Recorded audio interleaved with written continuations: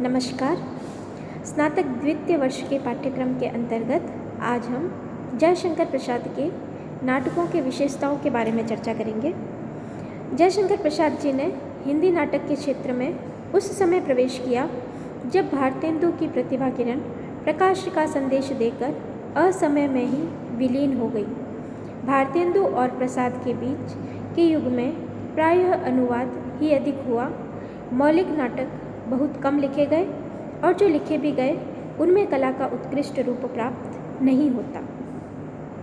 प्रसाद जी ने इस शिथिलता और जड़ता को तोड़ा और अपनी अलौकिक प्रतिभा द्वारा नाटकों को नया सृजनात्मक आयाम दिया, नूतन प्राण प्रतिष्ठा की और सांस्कृतिक राष्ट्रीय संचेतना की भावोच्छ्वासपूर्ण अभिव्यक्ति की।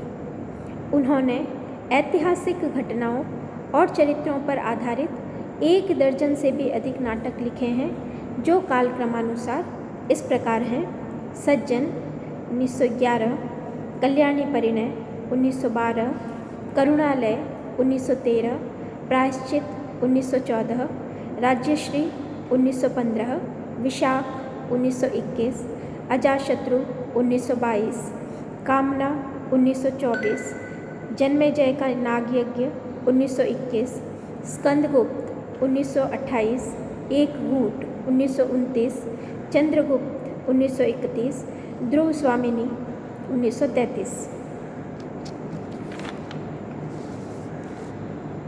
सज्जन, कल्याणी परिणय, करुणालय, प्रायश्चित एकांकी है।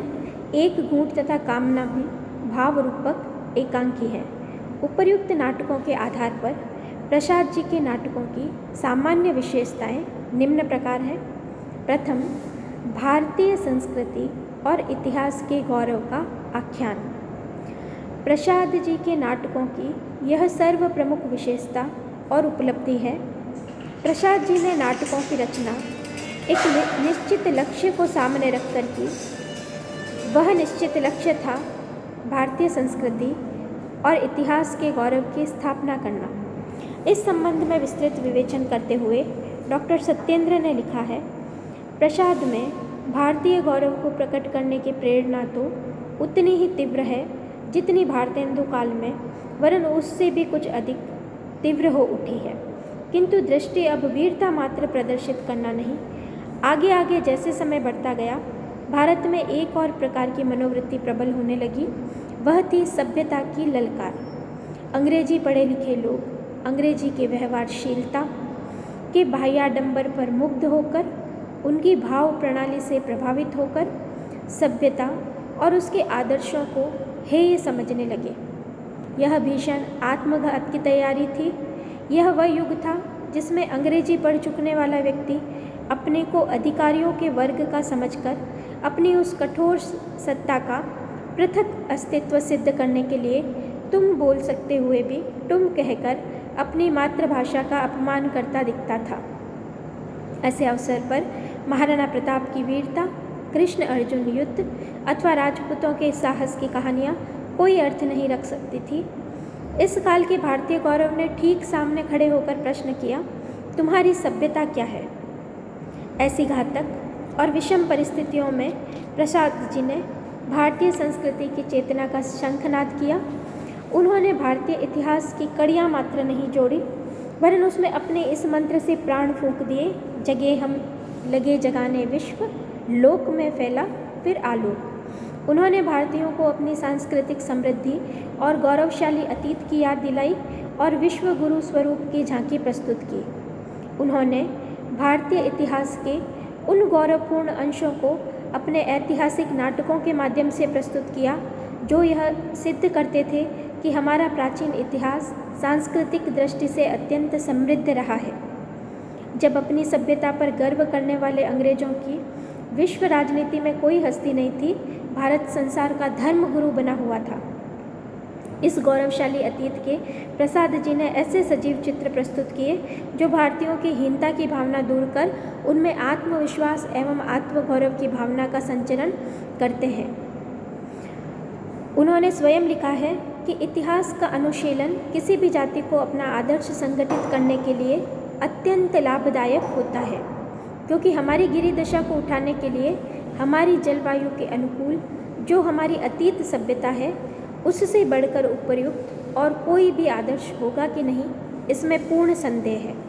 मेरी इच्छा भारतीय इतिहास के अप्रकाशित अंश में से उन प्रकांड घटनाओं का दिग्दर्शन कराने की है जिन्होंने हमारी वर्तमान स्थिति को बनाने का बहुत कुछ प्रयत्न किया।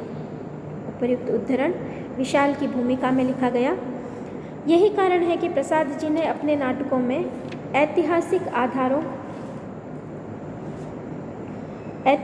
आधारों को अपनाया। दूसरी विशेषता प्रसाद जी के नाटकों की इतिहास और कल्पना का अलौकिक सम्मिश्रण। प्रसाद जी के नाटकों में इतिहास का स्थूल ढांचा ही नहीं वरन इतिहास और कल्पना की धूप छाई सौरभ मिलती है। उन्होंने कल्पना के उचित समन्वय द्वारा ऐतिहासिक इतिवृत्त को साहित्य का रूप प्रदान किया।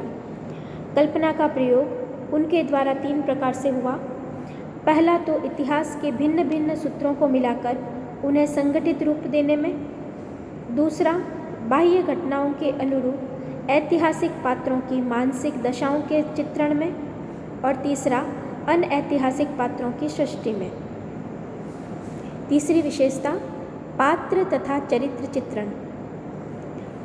उसमें प्रथम नायक की विशेषताएं। प्रसाद जी के नाटक के सभी नायक भारतीय नाट्यशास्त्र के अनुसार धीरोदात्त, उच्च कुलोत्पन्न तथा नायक के सभी गुणों से संपन्न है। साथ ही उनके नाटकों में प्रतिनायक की भी सत्ता है जो कि नायक का विरोधी होता है। नारी पात्रों का महत्वपूर्ण स्थान। प्रसाद जी के छायावादी दृष्टिकोण का प्रभाव उनके नाट्य साहित्य पर पड़ा और उन्होंने नारी के विषय में वही धारणा प्रस्तुत की जो उन्होंने कामायनी में व्यक्त की।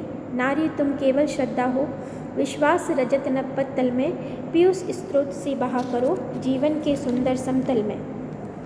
उनके नाटकों में नारी के अच्छे और बुरे दोनों रूपों का चित्रण एक सहज मानव के अनुसार विस्तार से हुआ। उनके नाटकों में ऐसी देवियाँ भी हैं जो मनुष्य को देवता में परिवर्तित कर सके और ऐसी कुलघातिनी भी जो इंसान को हैवान बनाने में सफल हो सके। लेकिन एक बात सर्वत्र दृष्टिगोचर होती है कि उनकी नारियां स्वतंत्र व्यक्तित्व धारिणी हैं, पुरुषों के हाथों की निर्जीव कठपुतलियां नहीं। उनके नाटकों में शक्ति का प्रमुख केंद्र कोई न कोई नारी पात्र ही है, जैसे कि अजात शत्रु में मल्लिका, स्कंदगुप्त में देवसेना। इनके दिव्य प्रभाव से एक और सज्जन पुरुषों को त्याग, शौर्य और बलिदान की प्रेरणा मिलती है, तो दूसरी ओर इनकी कोमल मधुर छाया में आकर बड़े बड़े दुष्ट, नृशंस और अत्याचारी पुरुष भी पवित्र और उदात्त भावनाओं से अभिभूत हो जाते हैं। प्रसाद जी ने भावुक कवि हृदय से इन नारी पात्रों की चरित्र सृष्टि की है। इन नारी पात्रों पर प्रसाद जी की उक्ति नारी तुम केवल श्रद्धा हो ही चरितार्थ नहीं होती, अपितु खल नारी पात्र भी यहाँ उपस्थित है, परंतु यह भी अंत में भारतीय नारी के आदर्श में ढल जाते हैं। अगली विशेषता पात्रों की विशेषताएं हैं। यहाँ पर पात्रों में अंतर्द्वंद की सृष्टि। प्रसाद जी के नाटकों की एक अन्य प्रमुख विशेषता पात्रों के अंतर्द्वंद का चित्रण करना है। उनके पात्र अपने अंतर्द्वंद से परिचालित होते हैं। उन्होंने कठोर से कठोर पात्र के हृदय को भी चंचलता और दुर्बलता को प्रकाशित कर अंतर्द्वंद के चित्रण के लिए स्थान बनाया है। विभिन्न पात्रों के हृदय में उन्होंने विभिन्न विरोधी वृत्तियों और प्रवृत्तियों का संघर्ष सूक्ष्मतापूर्वक प्रदर्शित किया है। विदूषकों की योजना। प्रसाद जी के नाटकों का वातावरण प्रायः गंभीर ही है। उनमें हास्य के लिए बहुत कम अवकाश है, फिर भी उन्होंने प्राचीन नाट्य परंपरा के अनुसार विदूषकों की सृष्टि की है, जैसे अजात शत्रु का वसंतक, स्कंदगुप्त का मुद्गल। ये विदूषक राजाओं के सखा के रूप में रहकर उनसे हास परिहास, आलोचना प्रत्यालोचना एवं वाद विवाद करते हैं। कभी कभी वे अप्रत्याशित रूप से उनकी अभीष्ट सिद्धि में योग देते हैं तथा कथानक में सरसता का संचार करते हैं। अगली विशेषता प्रसाद जी के नाटकों की काव्यात्मकता। प्रसाद जी मूलतः कवि थे, अतः उनकी गद्य रचनाओं में भी काव्यत्व बलात् फूट पड़ता है। उनके हृदय का भावोच्छ्वास नाटकों में भी गीतों के रूप में स्फुटित हो गया है। गीतों में ही नहीं, उनके गद्यांशों में भी काव्योचित भावुकता का मिश्रण दृष्टिगोचर होता है। संभवतः इसीलिए डॉक्टर नगेंद्र लिखते हैं, प्रसाद के नाटक मधु से वेष्टित हैं। प्रसाद जी के गीतों की योजना चरित्र विकास पर हुई है। जब कोई पात्र अपने भावोच्छ्वास को अभिव्यक्त करने में असमर्थ हो जाता है, तब वह गीतों का आश्रय लेता है। अगली विशेषता, दार्शनिकता। प्रसाद जी के नाटकों में उनका नियतिवादी जीवन दर्शन स्पष्ट देखा जा सकता है। प्रसाद मानव की प्रत्येक गतिविधि और संसार की प्रत्येक धड़कन में नियति का ही अनुभव करते हैं। यथा अदृष्ट तो मेरा सहारा है, नियति की डोर पकड़कर मैं निर्भय कर्मकूप में कूद सकता हूँ, क्योंकि मुझे विश्वास है जो होना है वह होगा ही, फिर कायर क्यों बनूं। प्रसाद जी के नियतिवाद में निष्क्रिय भाग्यवाद नहीं है, अपितु कर्म और भाग्य दोनों का मिश्रित स्वरूप स्थित है। इसी प्रकार विश्व बंधुत्व, प्रेम, जीव मात्र में समभाव आदि विचार भी उनके नाटकों में सर्वत्र विद्यमान है। अगली विशेषता, रस योजना। प्रसाद जी के नाटक ऐतिहासिक हैं, अतः उनमें मुख्यतः वीर रस है। श्रृंगार रस वीर रस का सहयोगी बनकर आया है। चंद्रगुप्त, स्कंदगुप्त, अजातशत्रु आदि में वीर रस का पूर्ण परिपाक हुआ है। अन्य रसों में शांत रस भी प्रभावित करता है, जिसका प्रभाव अजातशत्रु नाटक में देखा जा सकता है। कुछ नाटकों में विदूषक भी हैं जो हास्य रस की अवतारणा करते हैं। रंगमंच और अभिनेता। प्रसाद जी के नाटकों को विद्वानों का एक वर्ग अभिनय मानता है तो दूसरा अभिनय तत्वों को स्वीकार ही नहीं करता। प्रसाद के नाटक अधिक लंबे हैं। लंबे कथोपकथनों और गीतों की भरमार के कारण नाटकों में अस्वाभाविकता है जो रंगमंच के योग्य नहीं है। कथा के अंकों तथा दृश्यों में विभाजन असंतुलित है। फिर भी नाटक के उपर्युक्त दोषों को दूर कर उन्हें रंगमंच के योग्य बनाया जा सकता है। भारतीय तथा पाश्चात्य नाट्य शैलियों का समन्वय। प्रसाद जी ने युग की मांग के अनुरूप भारतीय तथा पाश्चात्य दोनों नाट्य शैलियों के तत्वों का अपने नाटकों में समन्वय किया है।